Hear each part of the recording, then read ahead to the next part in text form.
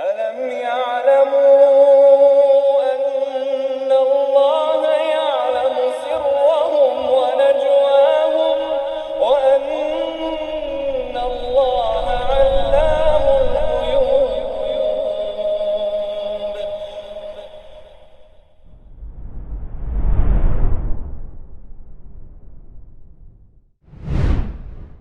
إن الحمد لله نحمده ونستعينه ونستغفره ونعوذ بالله من شرور أنفسنا ومن سيئات أعمالنا من يهده الله فلا مضل له ومن يضلل فلا هادي له أشهد أن لا إله إلا الله وحده لا شريك له وأشهد أن محمدا عبده ورسوله لا نبي بعده فقد قال الله تعالى في كتابه الكريم يا أيها الذين آمنوا اتقوا الله حق تقاته ولا تموتن إلا وأنتم مسلمون فإن أصدق الحديث كتاب الله وخير الهدي هدي محمد صلى الله عليه وسلم وشر الأمور محدثاتها وكل محدثة بدعة وكل بدعة ضلالة وكل ضلالة في النار أما بعد.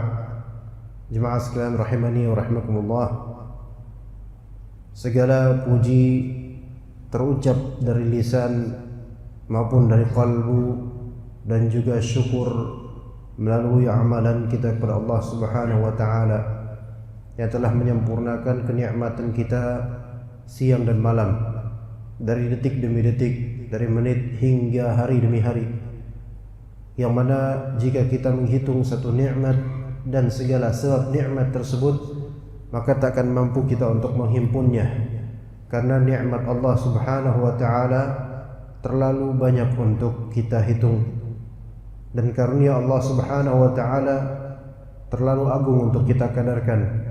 Maka kita bersyukur kepada Allah Subhanahu wa taala atas segala kenikmatan ini, dan di antara kenikmatan yang Allah berikan pagi ini adalah salat subuh berjamaah bersama kaum muslimin dengan qalbun salim, dengan hati yang tiada hasad, tiada dengki, tiada kebencian antar sesama. Kita bersatu dalam rumah Allah Subhanahu wa taala, dan kemudian Allah taala lanjutkan kenikmatan tersebut dengan kemampuan darinya dan kekuatan darinya untuk kita mengkaji beberapa pembahasan ilmiah insyaallah taala berkaitan dengan apa yang disebut dalam Islam sebagai al-itqan. Al-itqan, atau bahasa kitanya kalau mau dibebaskan terjemahannya, tidak nanggung dalam beramal. Al-itqan itu adalah menyempurnakan amal sebaik yang dimampu. Itqan yaitu menyempurnakan amal sebaik yang kita mampu. Arti lainnya tidak nanggung dalam beramal. Beramal alhamdulillah, tapi tidak separuh-paruh gitu, tidak terputus. Dan itu insyaallah akan kita bahas pada kali ini dengan izin Allah dan rahmatnya. Jemaah sekalian rahimakumullah, dalam surat Al-Baqarah Allah Ta'ala berfirman di surat Al-Baqarah ayat 195, wa ahsinu innallaha yuhibbul muhsinin, dan berbuat ihsanlah kalian, sesungguhnya Allah Ta'ala menyukai orang-orang yang berbuat ihsan. Dikatakan oleh para ulama, al-ihsan itu adalah al-itqan wal ihkam. Ihsan dalam beramal itu maksudnya adalah itqan, yaitu menyempurnakannya dengan bentuk yang terbaik yang kita mampu. Itu ihsan. Maka kalau seseorang itu amalannya enggak benar, zikirnya belepotan, enggak memperhatikan apa yang dia ucap dari zikir, yang penting jadi inilah yang kemudian menjadikan dia keluar dari koridor itqan, bahkan bisa jadi khawatirnya tidak diterima amalannya. Kalau kita misalnya pedagang bubur dan kita tidak mutqin dalam berdagang bubur ataupun membuatnya, maka siapa yang mau menerima bubur racikan kita, jemaah sekalian? Begitu juga dengan perbuatan lainnya dari pekerjaan-pekerjaan duniawi. Ketika pekerjaan duniawi saja kita dituntut untuk profesional dan mutqin, maka bagaimana pekerjaan yang merupakan bekal untuk ribuan tahun ke depan di akhirat kita. Maka harusnya lebih dimutinkan, lebih profesional sebagai hamba Allah Ta'ala dalam beribadah. Sampai-sampai Nabi SAW dalam hadis yang diriwayatkan oleh Muslim berkaitan dengan ihsan, wa idza dzabhtum fa ahsinu dzibhah, dan jika kalian menyembelih maka berbuat ihsanlah dalam menyembelih. Dengan cara apa? Pertama, persiapkan peralatan yang terbaik, yang tertajam pisaunya atau goloknya atau yang untuk menyembelih, alat untuk menyembelihnya. Maka bukan yang tumpul atau yang setengah-setengah. Yang tumpul mungkin masih mending, dia tidak akan terkoyak kulitnya, jadi tidak begitu sakit. Tapi kalau misalnya setengah-setengah, terputus tidak, tapi berdarah, maka ini justru menyiksa dan bisa berdosa. Maka Rasulullah SAW mewajibkan berbuat itqan dan ihsan. Jangan nanggung kalau mau menyembelih, langsung gorok sekalian menyembelih kambing atau sapi atau yang semisalnya, baik untuk kurban maupun untuk akikah atau untuk yang lainnya. Jemaah sekalian rahimakumullah, Asim bin Kulayb, seorang sahabat Nabi radhiyallahu anhu, beliau bercerita dari bapaknya. Jadi bapaknya itu Kulayb. Ini jadi Kulayb radhiyallahu anhu bercerita. Asim bercerita bersama bapaknya. Waktu itu kuntu atau syahidtu ma'a abi janazatan syahidaha Rasulullah SAW. Waktu itu yaitu Asim bin Kulayb, aku menyaksikan bersama bapakku pemakaman, penguburan jenazah yang juga disaksikan oleh Rasulullah SAW. Ini menunjukkan bahwasanya anak kecil diperbolehkan ke kuburan. Ya, anak kecil diperbolehkan untuk ke kuburan. Ya, tentu dalam rangka yang baik dan sunnah, yaitu untuk mengantar jenazah ke kuburnya. Itu boleh diajarkan seperti itu, Pak. Dan jangan kemudian nanti kita ciptakan khurafat dan kepada anak-anak kita, anak kecil jangan ke kuburan. Ya, sebagaimana dulu, anak kecil jangan tunjuk kuburan atau jangan tunjuk kuburan, nanti Pak Mali sia gitu. Ya, jazakallah khair. Nanti kualat gitu. Ya, hal-hal yang sebenarnya tidak ada dalam Islam akidah tersebut. Maka enggak apa-apa anak kecil dibawa ke kuburan untuk sama-sama mengantar jenazah. Bahkan Masya Allah, kalau anak kecil sejak usia kecilnya sudah ditanamkan prinsip tentang akhirat gitu loh. Nah, nanti kita suatu saat akan seperti itu gitu loh. Kita itu hidup sementara, kelak kita akan dikubur dan kita akan diperhitungkan amalan kita. Ya mungkin kadang-kadang kita bilang, wah anak kecil kok disuruh apa diproyeksikan seperti itu ya pikirannya. Iya.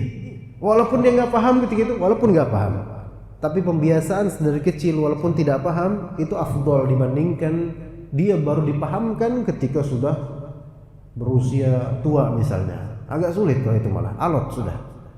Jemaah sekalian rahimakumullah, kemudian kata Asim bin Kulayb, wa ana ghulamun a'qilu wa afham. Ketika itu aku masih kecil, ghulam, tapi sudah punya akal, maksudnya sudah bisa paham percakapan dan perkataan orang tua. Fantuhiya bil janazati lil qabr, maka kemudian dimakamkan jenazah tersebut, tetapi walam yumakkan laha, tetapi jenazah tersebut belum betul-betul ya ditaruh dengan baik di liang tersebut. Faja'ala Rasulullah SAW yaqul, maka keadaan tersebut membuat Rasulullah SAW berkata, sawwu lahda hadza, benahi liang lahat untuk mayit ini, ya, hatta dhanna an-nasu annahu sunnah, sampai orang-orang mengira bahwasanya pembentukan liang lahat itu merupakan sunnah. Faltafata ilaihim, maka Rasulullah kemudian, jadi jemaah sekalian, ada namanya liang lahat dan liang syak. Ada lahat dan juga ada syak. Kalau lahat itu yaitu lubang di sebelah pinggir dari makam, di dalam sebelah pinggirnya itu liang lahat. Jadi disediakan lubang untuk ditaruh mayit di situ, kemudian ditutup dengan dipan-dipan atau dengan kayu. Ya, adapun kalau misalnya lubangnya di tengah, ini namanya syak namanya. Mana yang afdal? Yang afdal lahad. Yang afdal adalah lahad. Sebagaimana Rasulullah SAW dikubur dengan proses model metode lahad tersebut. Jadi disebut liang lahad. Lahat itu adalah lubang yang dibuat oleh pengubur di bagian ujung samping dari bawah kuburan. Ditaruh mayat di situ, menghadap ke kiblat, kemudian ditutup dengan kayu-kayu atau terpal dan semisalnya. Itu namanya liang lahat, Pak. Maka kemudian Nabi pun melihat ke mereka dan berkata, "Amma inna hadza la yanfa'ul mayyit wa la yadurruh."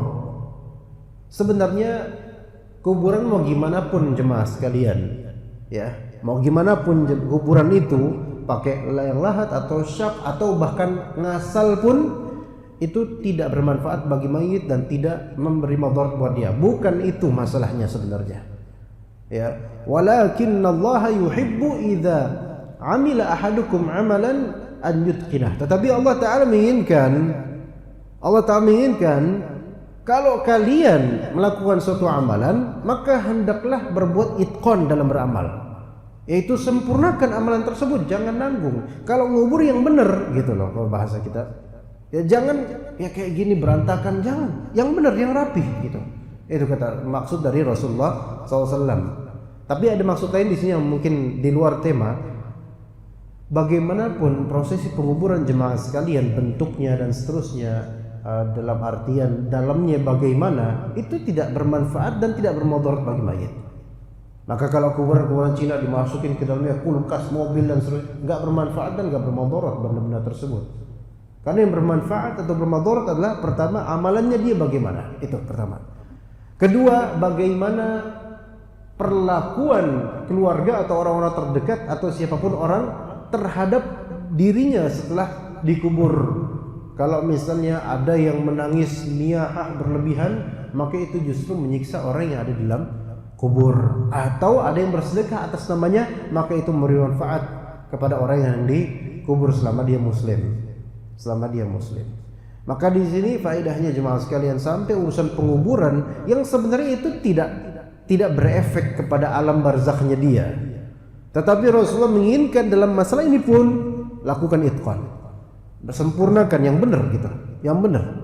Ya gitu kata Rasulullah SAW. Jadi Muslim diperintahkan dan disyaratkan padanya untuk melakukan itqan dalam beramal, yaitu sempurna sebisanya dalam beramal, baik dalam masalah atau amalan ta'abbudiyah, ibadah seperti salat, atau dalam masalah ma'asyiyah, yaitu penghasilan.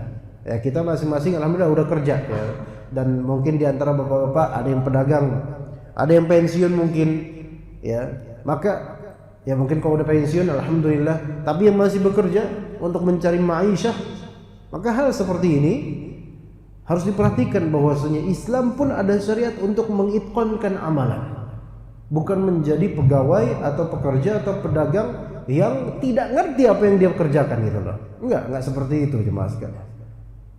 Kalau bapak melihat penceramah misalnya, dia nggak ngerti penceramah ini apa yang dia omongin, pasti bapak akan meninggalkannya. Yang kayak gini mah nggak usah lah. Begitu pula dalam urusan dunia, Pak jemaah sekalian. Kemudian salah satu dari salaf berkata, la yakun hammu ahadukum atau hammu ahadikum fi kathratil amal. Janganlah keinginan seorang dari kalian itu cuman di memperbanyak amalan toh. Yang penting pakai amalannya, yang penting banyak amalannya, yang penting banyak sedekahnya, yang penting banyak ini banyak itu dan seterusnya. Bukan cuman itu.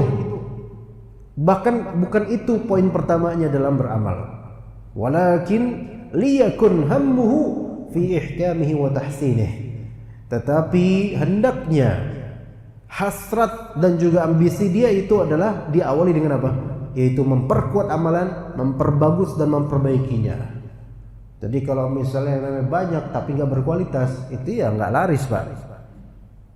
Ya, lebih mending langka tapi berkualitas dicari orang gitu loh.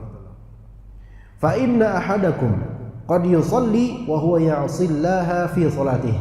Seseorang di antara kalian bisa jadi dia salat tetapi dia bermaksiat selagi dia salat. Mungkin entah karena dia kurang ikhlas salatnya, entah karena dia tidak menunaikan rukun dengan benar dalam salatnya, entah pas lagi salat dia malah mikirin yang enggak benar, bisa jadi.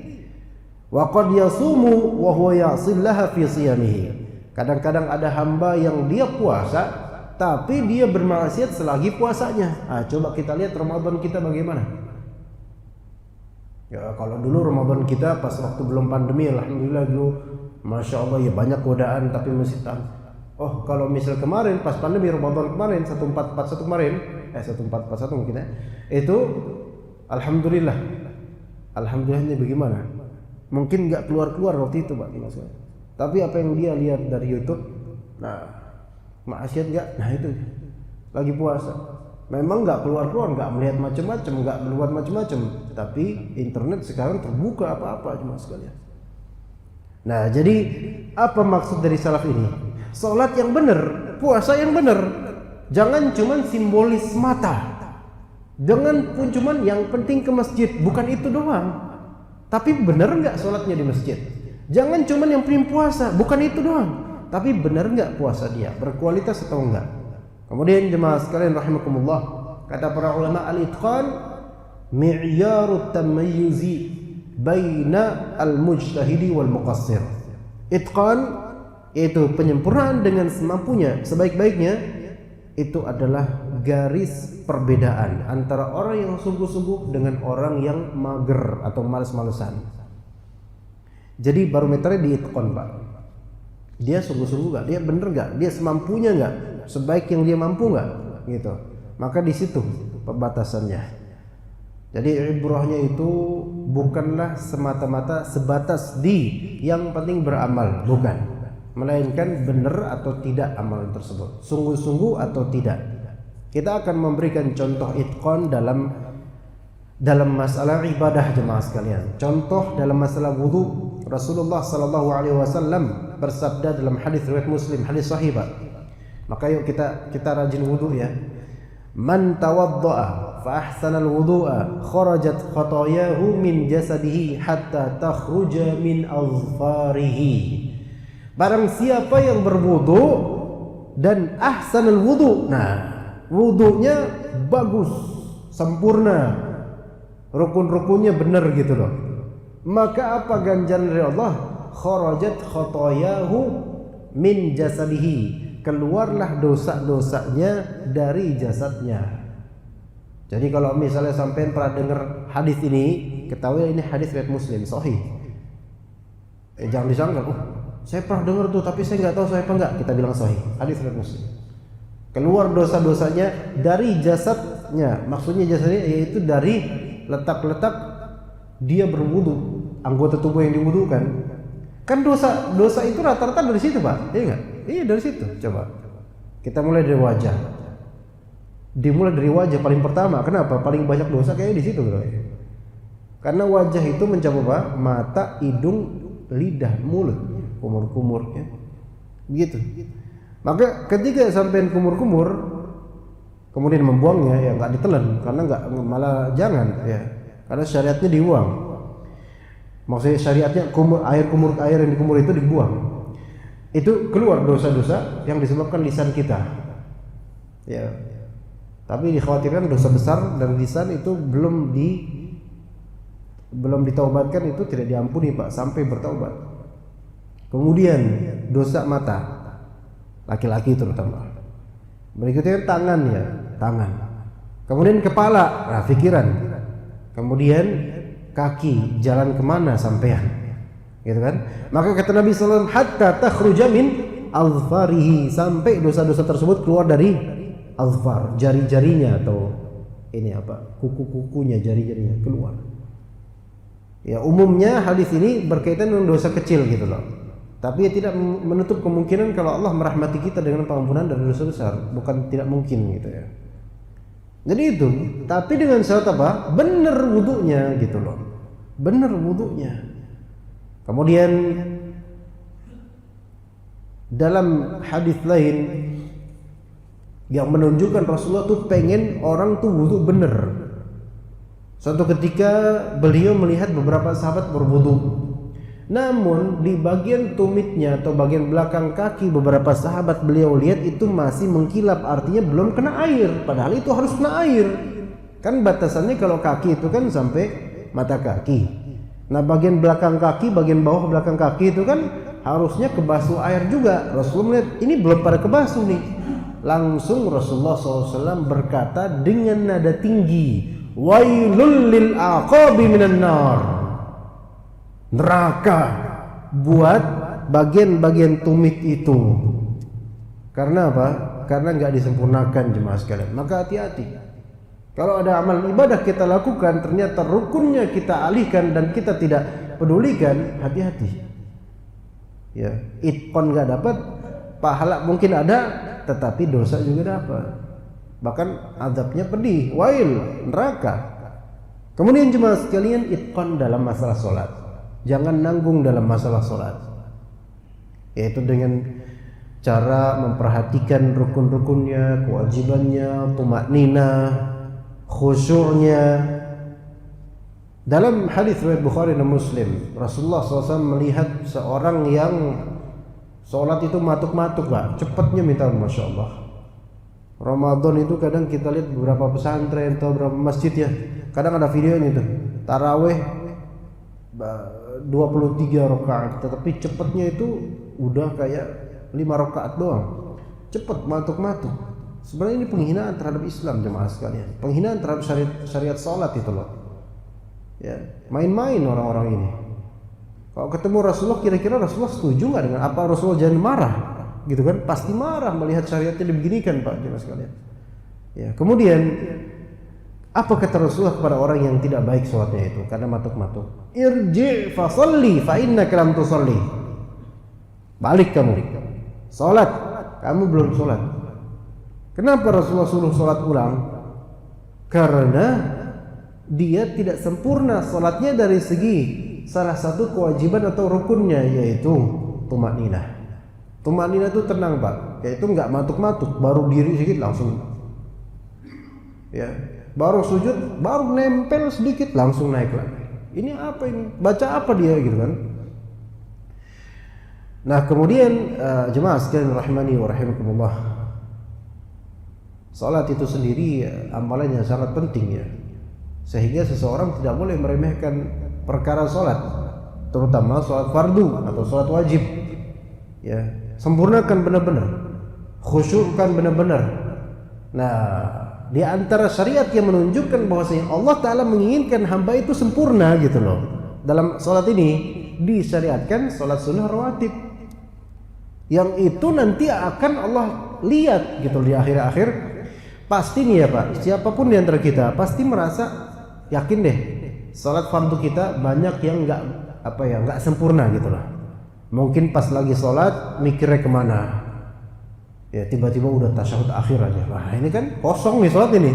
Maka perlu ditambal kekosongan tersebut dengan apa? Dengan salat sunnah, baik rawatibnya, baik salat duhanya, baik tahiyatul masjidnya, baik qiyamul lailnya, terserah. Yang penting salat sunnah itu bisa menjadi pendukung untuk salat fardu dalam kesempurnaan pahala. Maka jangan remehkan juga salat sunnah jemaah sekalian. Ya, kemudian itqan, nggak nanggung dalam masalah puasa. Jangan nanggung dalam masalah puasa. Kata Jabir bin Abdullah radhiyallahu anhuma, seorang sahabat Nabi, beliau berkata, "Idza sumta falyasum sam'uka wa basaruka wa lisanuka 'anil kadhibi wal maharim." Kalau misalnya kamu itu lagi puasa, maka hendaklah pendengaranmu pun puasa, pandanganmu pun puasa, lidahmu pun puasa dari kedustaan dan hal-hal yang haram. Wada' adzal jar, dan tinggalkan sikap menyakiti tetangga pas lagi puasa dan juga selain puasa ya. Tapi puasa ini ya jangan dilalaikan hal-hal seperti ini.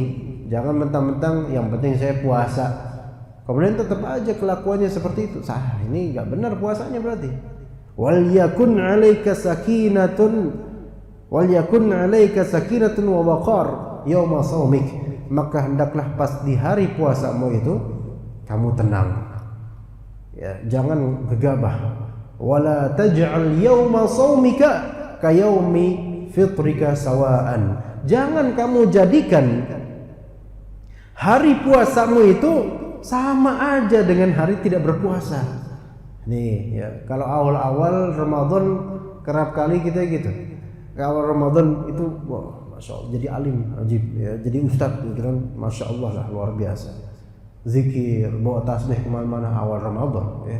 Mulai pertengahan mulai agak futur tuh, akhirnya jadi setan lagi ya, sama aja.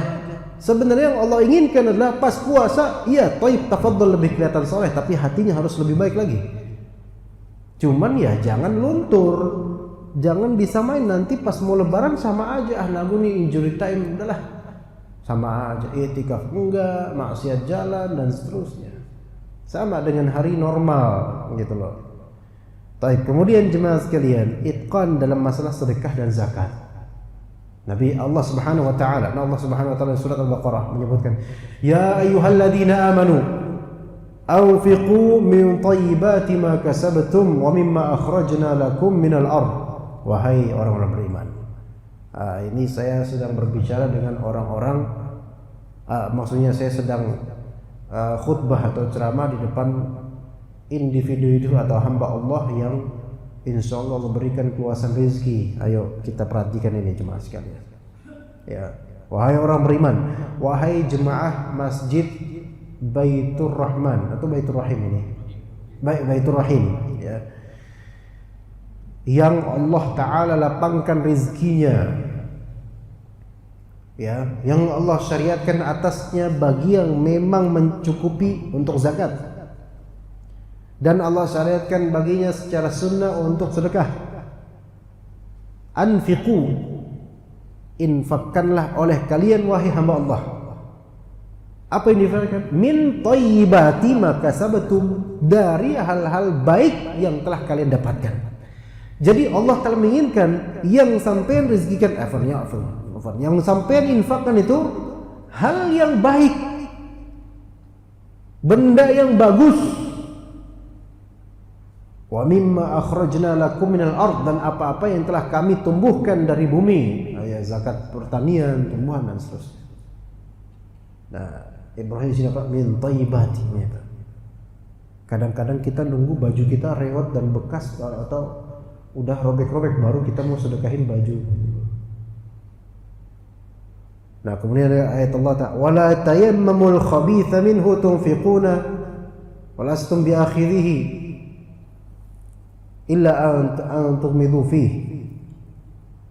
Dan janganlah kalian malah justru mendermakan sesuatu yang khabith, yang jelek, yang cacat, yang kalian mau sedekahi atau infakkan.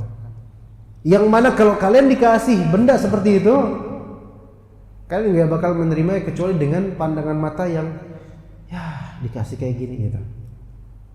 Ya.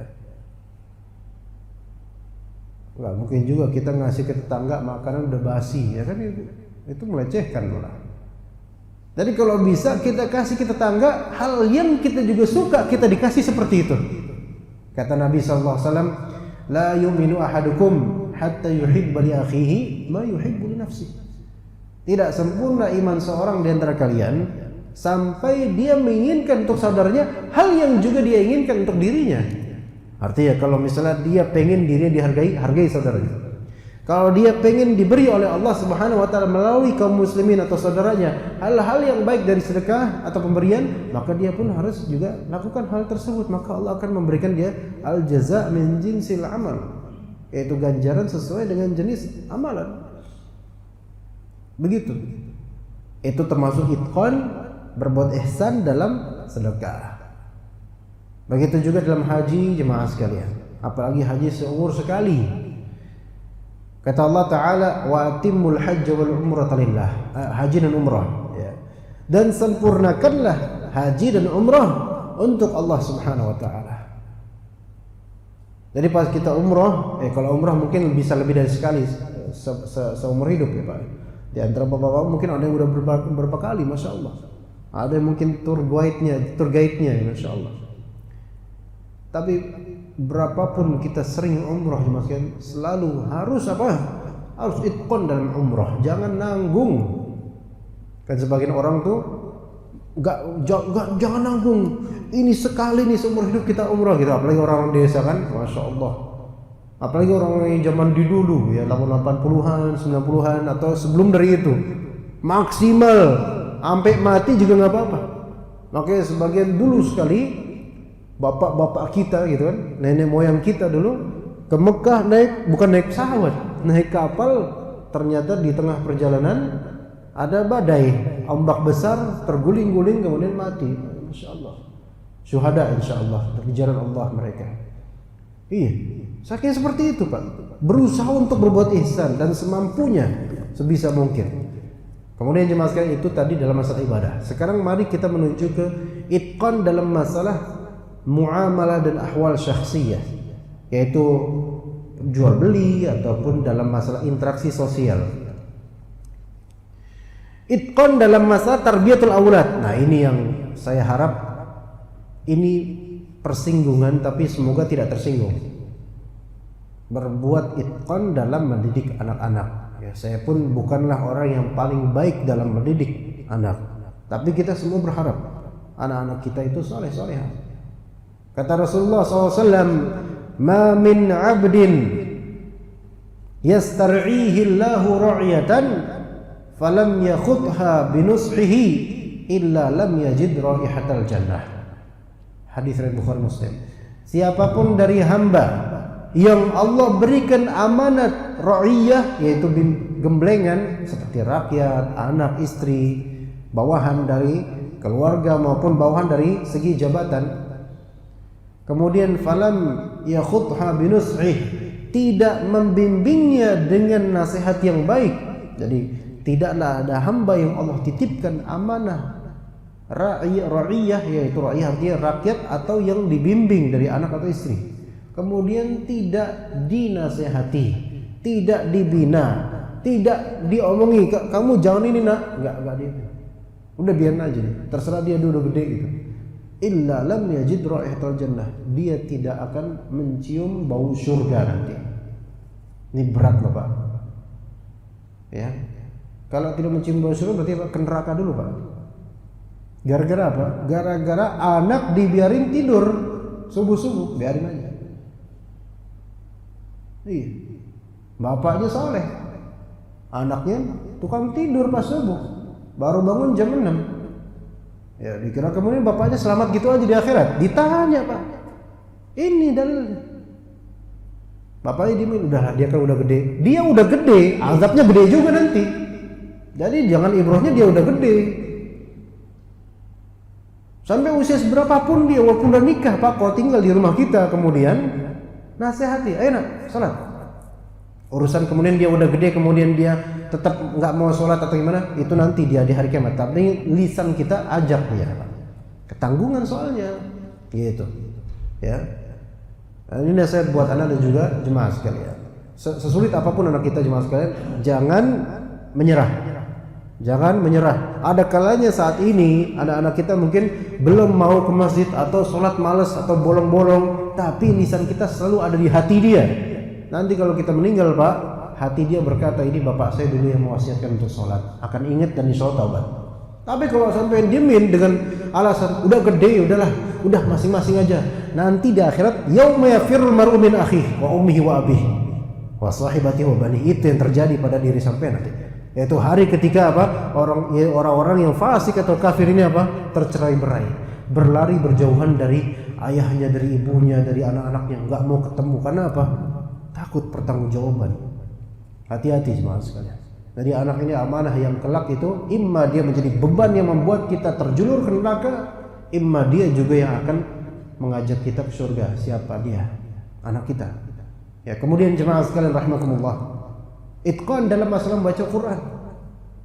Ya, saya bukan bermaksud meremehkan yang mungkin belum begitu bagus bacaannya, tapi hadis Nabi SAW menyatakan, al-mahiru bil Qur'ani ma'as safratil kiramil bararah. Orang yang mahir membaca Al-Quran itu bersama para malaikat yang mereka tuh senang dengan bacaan Al-Quran. Mereka mulia dan mereka sangat baik. Adapun walladzi yaqra'ul Qur'an wa yata'ta'u fihi wa huwa 'alaihi syaq lahu ajran. Adapun, nah ini kabar gembira buat sebagian jemaah yang mungkin pas baca Quran agak kesulitan. Mungkin karena didikan dulunya belum bagus gitu atau bagaimana, tapi berusaha baca Quran, berusaha belajar. Siapa yang membaca Al-Quran tapi dia agak sulit gitu bacanya, dia dapat dapat 2 pahala. Pahala baca Quran secara huruf, tiap-tiap huruf, dan pahala kesulitan dia dalam baca Quran. Tapi tentu yang terbaik adalah yang bagus bacaannya. Jemaah sekalian rahimakumullah. Ada sedikit ya dibilang ini sampai jam berapa sebenarnya? Ya, baru 35 menit. Ada contoh ya, kalau tadi kita sudah ke ayat Allah atau hadis Nabi alaihi salatu wassalam, kita akan berikan sekelumit kisah ya. Tapi sebelumnya kita kembali hadirkan perasaan dan juga keyakinan bahwasanya itqan dan ihsan ini merupakan salah satu penegak syariat Allah Ta'ala, yang kalau misalnya dari segi ilmu dan amal, dari segi ilmu tidak betul, tidak dipelajari dengan sempurna, hancur ya. Oleh karena itu orang-orang yang berdakwah di publik tidak paham bahasa Arab, dai-nya tidak paham bahasa Arab, kalimat-kalimatnya juga bukan kalimat yang dipilih dengan baik, kemudian yang banyak diceritakan hanyalah dongeng belaka dan khurafat, maka ini penghancur agama jemaah sekalian. Itu penghancur agama pertama itu, karena itulah yang dilakukan oleh orang-orang Yahudi. Mereka mendistorsikan ilmu dan menutupi kebenaran, dan yang mereka zahirkan adalah hasil dari hawa nafsu mereka. Yang dibalut inilah ilmu dari Allah, padahal bukan. Berkali-kali Allah dalam Al-Quran itu menyebutkan kebobrokan Yahudi dari segi pengungkapan ilmu. Kalau misalnya di Indonesia ini yang disuburkan adalah dai-dai yang justru mengajak kepada khurafat atau liberalisme, menganggap semua agama sama, maka bagi mereka apa bedanya sampean dengan orang-orang yang hanya ke rumah ibadah di hari Ahad? Sama, semua agama sama. Sampean tiap hari Pak, tiap subuh ke masjid, hujan maupun tidak, zuhur, asar, maghrib, isya, disamakan gitu dengan orang-orang seperti itu yang hanya hari Minggu itu pun bolos-bolosan ke rumah ibadah mereka. Kemudian ada juga yang berdakwah melalui dongeng-dongeng rakyat yang tidak ada asal-usulnya, baik dari segi literatur bahkan dari segi tutur. Baru ada melalui lisan dari dai tersebut, dipercaya banyak orang, laku di YouTube. Ini yang menghancurkan agama karena merusak ihsan dan itqan. Ini tukang cerita Pak, bukan dakwah. Maksudnya tukang cerita apa? Karena ditawarkan kedustaan dan diyakini oleh orang-orang gitu loh. Kemudian dari segi amalan, betapa banyaknya amalan yang tidak dimungkinkan malah merusak, baik dari segi duniawi maupun untuk amalan ukhrawi. Ketika para pembangun membangun jembatan misalnya, tapi asasnya rapuh, tidak kokoh, maka suatu saat akan terjadi kehancuran itu jembatan. Apalagi ketika terjadi banjir atau air limbah yang besar, hancur jembatan itu, siapa yang disalahkan kemudian? Pekerjanya, karena amalan tidak benar. Betapa banyaknya kerusakan jemaah sekalian yang merugikan materi maupun maknawi disebabkan ketidaksempurnaan. Tidak ada usaha untuk menyempurnakan perbuatannya. Begitu. Masjid ini dengan megahnya, dengan baiknya, Masya Allah, Anda bisa menyaksikan efeknya. Masya Allah. Ya. Ini tulu'ul syams atau apa ini? Baru tulu' ya. Mungkin 15 menitan lagi. Ya. Dan Anda merasa nyaman di sini. Ini efek dari itqan, efek dari itqan. Taib, AC yang Masya Allah. Coba kalau misalnya seluruh AC-nya ini Kan ini kan 2 PK mungkin rata-rata. Coba kalau misalnya 1 PK atau setengah PK. Ini gimana sih ketentuannya? Gimana sih DKM pasti protes. Kenapa? Tidak itkon. Nanggung. Duit keluar besar tapi ternyata nggak kompatibel dengan ruangan misalnya. Karena nggak ada itkon. Jadi apa? Orang jadi apa? Desas-desus. Udahlah gantilah DKM, nggak bener. Itu kan ya. Tapi alhamdulillah nyaman. Itkon dalam beramal. Itu efeknya ya Mas ya. Bisa apa? Ke hati juga senang, ya kan? Ada sedikit cerita jemaah sekalian, dan ini cerita saya dapatkan dari salah satu syekh yaitu bernama Syarif Fauzi Sultan. Ada seorang anak kecil, Pak. Dia mungkin usia tamyiz ya 10, 9, 8, belum begitu balik. Kecil, tapi dia suatu ketika ke daerah pasar gitu kan, ketika itu di pasar di Arab. Saat itu telepon itu masih yang berupa di pinggir jalan yang ada apa tuh namanya, kita masukin koin 100 gitu ya, semacam itu. Anak nggak tahu namanya, lupa. Telepon seperti itulah. Nah, dia membawa semacam 1 kerat isi minuman, kotak gitu isi minuman. Dia taruh di situ depan telepon yang berdiri itu. Dia kan masih kecil, maka dia pun berdiri di atas kerat tersebut untuk sampein dirinya dan kepalanya ke dekat telepon, saking masih pendeknya dia. Nah, ada pemilik toko, ada toko terdekat situ, merhatiin ini anak nih, menariknya anak itu kan, naik situ buat telepon, kan lucu gitu. Maka kemudian diperhatiin aja. Dah telepon tuh. Sampai ke tujuan seorang ibu-ibu. Sayyidati, wahai ibu, ya Sayyidati itu tuan, nyonya. Hal yumkinu lil amal ladiki fi tahdhibil hadiqah? Boleh enggak saya ngelamar kerja untuk mengurus kebun sampean? Maka kedengaran dari itu seberang dari tujuan itu, dari sayyidah atau dari nyonya tersebut, yang intinya adalah dia sudah punya pegawai, dia sudah punya karyawan untuk mengurusi kebunnya atau tamannya. Maka tetap bersikeras ini anak kecil ini. Sa'aqumu bil amali binisfil ujrati allati ya'khudhuha al-'amil 'indak. Nyonya, saya akan siap untuk bertugas dengan ganjaran gaji setengah dari pegawai sampean sekarang. Maka berkata ibu tersebut, nyonya tersebut, tidak, saya sudah senang dengan karyawan saya nggak mau ganti karyawan. Mau tetap itu ngotot, anak kecil ngotot pengen kerja tuh, masya Allah, luar biasa. Ya kalau sebagian dari orang kita itu malah justru malas ya. Ini masya Allah.